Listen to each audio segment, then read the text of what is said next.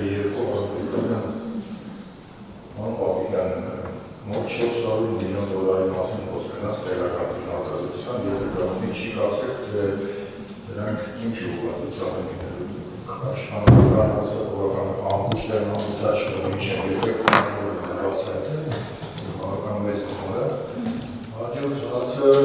զորավարությունների եթե բացում չէ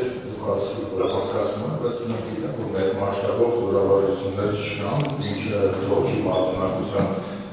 մասին է խոսելու, իսկ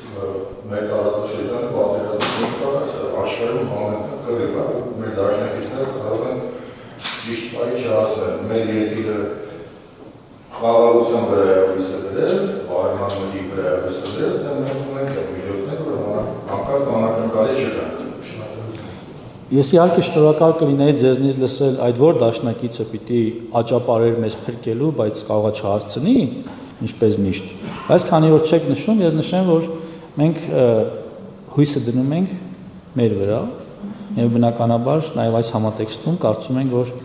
խաղաղությունը այն ճանապարհն է, որը կչեզոքացնի ձեր կողմից նշված ռիսկերը, այդ թվում նաեւ ինչ որ մեկի կողմից մեզ օգնելու շտապողականության մասին, ինչ վերաբերում է զորավարժություններին, այնպես չի, որ զորավարժություններ չեն լինում, դրանք լինում են, իսկ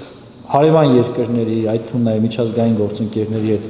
արվող զորավարժությունները լուսաբանվել են, եւ 25 թվականը եզակի տարիներից է, որ